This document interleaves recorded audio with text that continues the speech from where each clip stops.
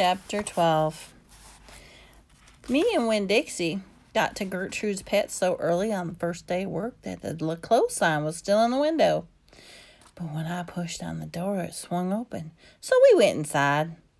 I was about to call out to Otis when we were there, but then I heard music.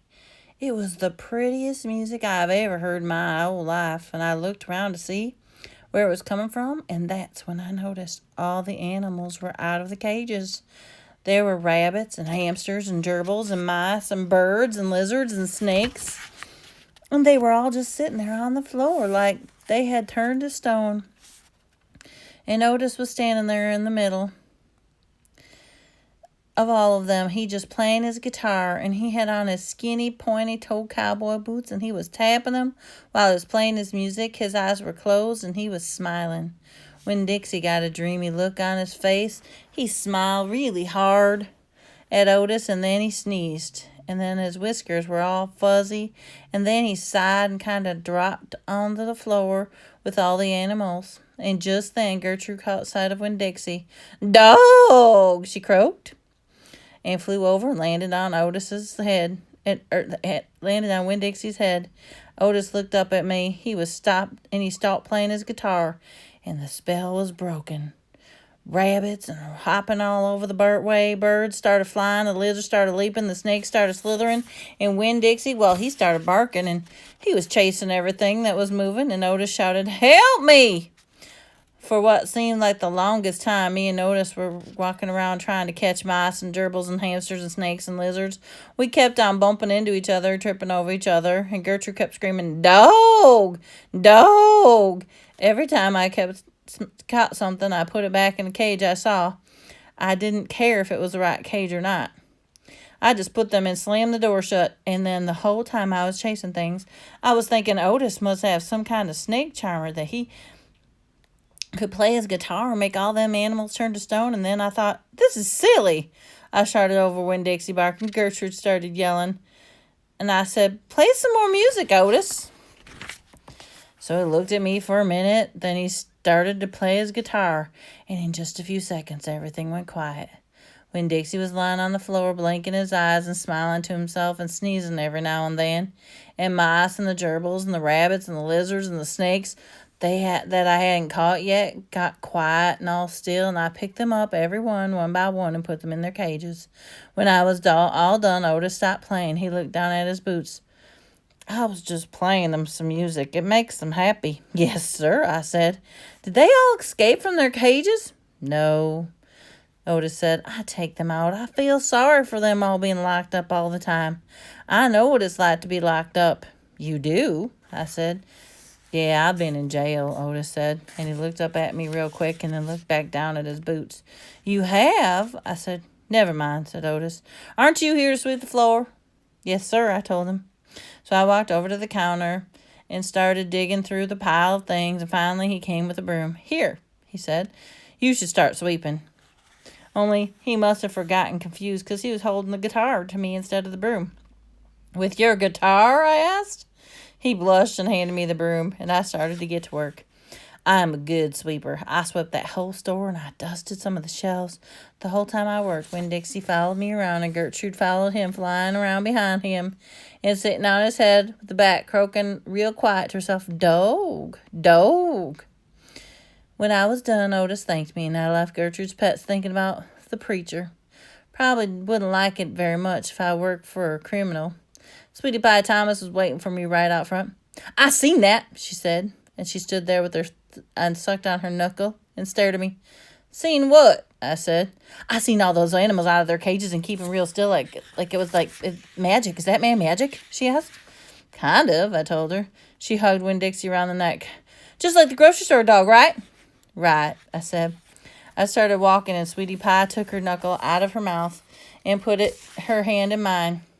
Are you coming to my birthday party?" she asked. "I surely am," I told her. "The theme is pink," she said. "I know it," I told her. "I gotta go," she said all of a sudden. "I gotta go home and tell my mama what I seen. I live right down there in that big yellow house right there. That's my mama's porch. You see her? She's waving at you." I waved to the woman on the porch, waving back, and I watched Sweetie Pie run off and tell her mama about Otis and the magic man. It made me think about my mama and how much I would like to tell her a story about Otis charming all the animals. I was collecting stories for her. I would want to tell her about Miss Franny Block and the bear, and about meeting Gloria Dump, and believing for just a minute she was a witch. I had a feeling that they were kind of stories my mama would like, and the kind of that would make her laugh. Really, laugh out loud, the way the preacher said she liked to laugh. Chapter 13. Me and Winn-Dixie went into a daily routine where we would leave the trailer early in the morning, go down to Gertrude's Pets time and start time to hear Otis play his guitar and his music for the animals. Sometimes Sweetie Pie snuck in for the concert too. She sat on the floor and wrapped her arms around Winn-Dixie and rocked him back and forth like he was a big old teddy bear. And then when the music was over, she would walk around trying to pick out which pet she wanted. But she always gave up, went home, because the only thing she really, really wanted was a dog like Winn-Dixie. After she was gone, I would sweep and clean up and even arrange some of Otis's shelf, because he did not have an eye for arranging things like I did. When I was done, Otis would write down my time in a notebook, and he had marked it on the outside, one red leather collar, one red leather leash. As the whole time, he did not in any way ever act like a criminal. So after working at Gertrude's Pets, me and Winn-Dixie would go to the Herman W. Block Memorial Library and talk to Miss Franny Block and listen to her tell a story. But my favorite place that summer had to be Gloria Dump's yard. And I figured it was Winn-Dixie's favorite place too, because when we got up to the last block before the house, Winn-Dixie would break away from my bike and start in a dead run, for all he was worth, heading to Gloria Dump's backyard, and his spoonful of peanut butter. Sometimes Dunlop and Stevie Dewberry would follow me. They would holler, "There goes the preacher's daughter visiting that witch." "She's not a witch," I told them. It made me mad, the way they wouldn't listen to me, and they kept believing whatever they wanted to about Gloria Dump. One time, Stevie Dewberry said, "My mama says you shouldn't be spending all your time cooped up in that pet shop in the library and around talking with old ladies. She said you should get out and get some fresh air and play with kids your own age. That's what my mama says." "Oh, lay off her," Dunlop said to Stevie. Then he turned to me. "He don't mean it," he said. But I was already mad, and I shouted at Stevie and said, "I don't care what your mama says. She's not my mama, so she can't tell me what to do." "I'm going to tell my mama you said that," shouted Stevie. "And then she's going to tell your daddy, and he's going to shame you in front of the whole church. And that the pet shop man, he's retarded, and he was in jail, and I wonder if your daddy knows that." "Otis is not retarded," I said, "and my daddy knows he was in jail." That was a lie, but I didn't care. "And you can go ahead and tell your mama what you want, you big bald-headed baby." I swear it about wore me out yelling at Dunlop and Stevie Dewberry every single day. By the time I got to Gloria Dump's yard, I felt like a soldier who had been fighting a war. Gloria would make me a peanut butter sandwich straight off, and then she would pour me a cup of coffee and half milk for me, and that would refresh me. "Why don't you play with them boys?" Gloria asked me. "Because they're ignorant," I told her. "They still think you're a witch. Doesn't matter how many times I tell them that you're not." "I think they're just trying to make friends with you in a roundabout way," Gloria Dump said. "I don't want to be their friend," I said. "It might be fun having them two boys for friends." "I'd rather talk with you," I said. "They're stupid and mean, and they're boys." Gloria would shake her head and sigh, and then she would ask me what was going on in the world. And I did have stories that I told her. I always did. Chapter 14.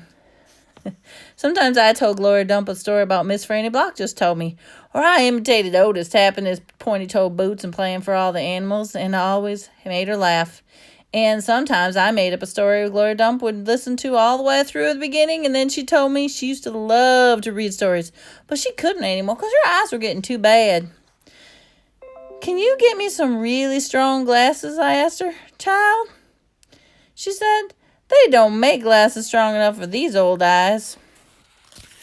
One day when I was telling the story and I was done, I decided to tell Gloria Dump that Otis was a criminal and thought maybe I should tell an adult about this.